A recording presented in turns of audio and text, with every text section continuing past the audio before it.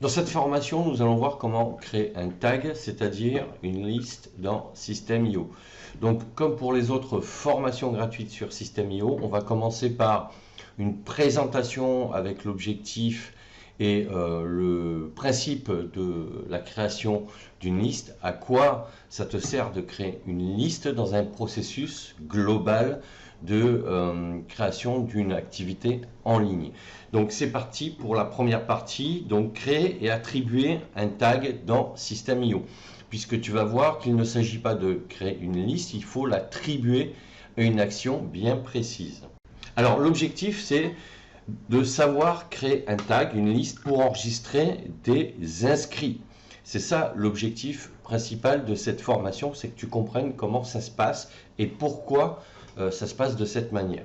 Donc ensuite, une fois que tu as créé ta liste, c'est de savoir attribuer une liste à une action, c'est-à-dire à une étape dans ton process de vente d'un produit ou d'une formation.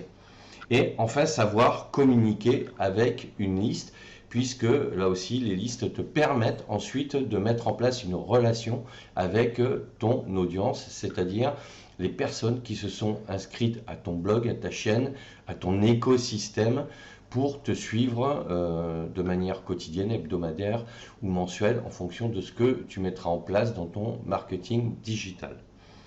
Alors, au niveau de la présentation, ce qu'il faut savoir, c'est que tu dois quand même mettre en place des prérequis techniques pour pouvoir créer une liste. Il faut d'abord que tu aies un compte System.io, bien évidemment, mais il faut que tu aies un nom de domaine. Alors tu n'es pas obligé d'avoir un nom de domaine, mais je te le conseille fortement, puisque de toute façon, si tu as déjà créé un blog, c'est que tu as un nom de domaine, une adresse URL, c'est-à-dire l'adresse de ton site internet que tu utilises comme blog, et donc forcément tu as donc un nom de domaine acheté et paramétré chez ton hébergeur.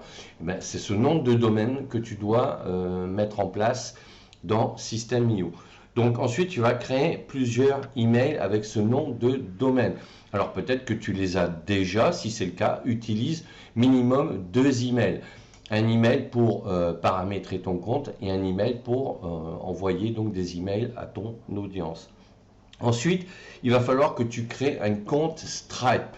Alors, techniquement, tu n'es pas obligé de créer un compte Stripe pour créer une liste, mais c'est un rappel que je fais dans les prérequis techniques si tu veux utiliser System.io pour créer une activité en ligne, créer un compte PayPal. Et aujourd'hui, System.io propose d'autres systèmes de paiement que tu pourras paramétrer de la même manière. Je t'invite à aller voir les vidéos à ce sujet dans ma playlist, donc System.io sur ma chaîne YouTube. Donc ensuite, en présentation, créer un tag, cela permet donc d'inscrire des personnes, donc de créer une liste, ça te permet d'inscrire des personnes à partir d'un formulaire de capture d'email, d'une page de vente, d'un bon de commande et de communiquer par email.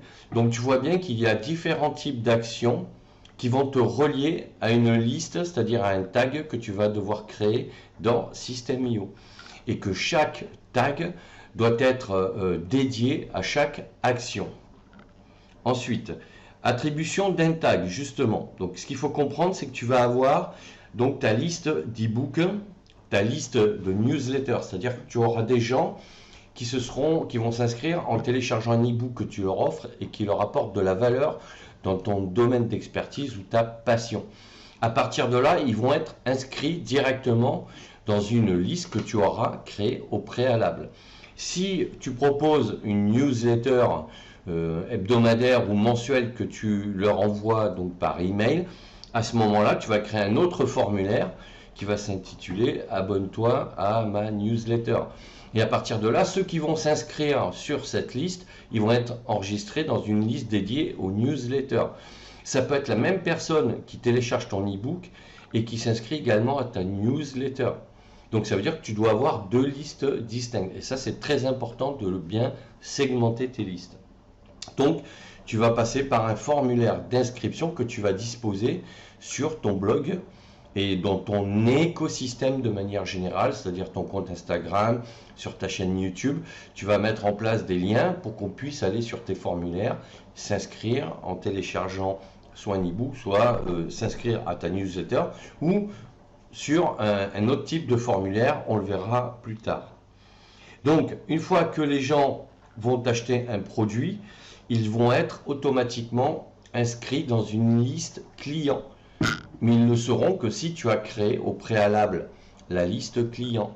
Et évidemment, cette liste client, tu vas devoir la relier donc à l'action d'achat. Donc ça, c'est incontournable et ça va passer par un formulaire de bon de commande, c'est-à-dire une page de paiement. Et tu peux avoir, comme moi je le fais sur mon blog et sur mon écosystème, c'est-à-dire que quand ma formation est fermée, c'est-à-dire que les gens ne peuvent pas l'acheter, ils peuvent en attendant s'inscrire sur une liste d'attente. Parce que ça veut dire qu'ils veulent être informés de la date d'ouverture en priorité. À partir de là, j'ai créé des formulaires de liste d'attente qui sont donc qui permettent d'inscrire ces gens-là de manière bien précise. Alors, formulaire BDC, en fait, c'est parce que quand ils cliquent sur le bon de commande, comme la formation n'est plus active, en fait, ils sont directement dirigés vers un formulaire qui leur propose de s'inscrire donc à cette liste d'attente. Donc maintenant, nous allons sur un compte test System.io que j'ai créé pour te montrer comment ça se passe.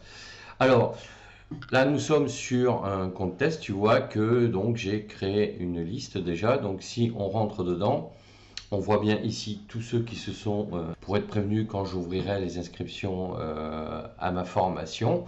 Et après, si toi, tu veux donc créer une seconde liste, à ce moment-là, tu vas aller ici en haut à droite, tu vas cliquer sur créer.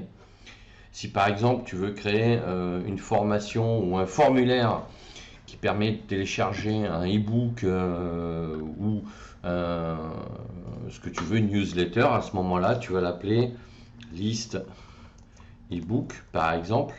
D'accord. Alors si tu as deux e-books, que tu as déjà créé une liste pour ton premier e-book, là tu vas l'appeler e-book 2 par exemple, en lui donnant le titre de ton e-book aussi, hein. C'est pas grave si c'est un peu long ici.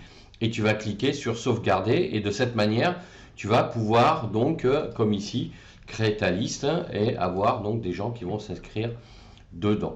Donc voilà comment tu peux utiliser intelligemment la création de listes en fonction d'une action que tu veux mettre en place à travers un formulaire, que ce soit une page de capture, que ce soit donc pour télécharger un e-book ou donc s'inscrire à une news letter. Donc voilà ce que je voulais dire sur ce sujet. Donc sache que de toute façon tu peux retrouver toutes les autres formations gratuites sur System.io. Tu as le lien dans la description de la vidéo. C'est la playlist sur ma chaîne YouTube qui s'intitule System.io. Je te dis à bientôt pour d'autres formations.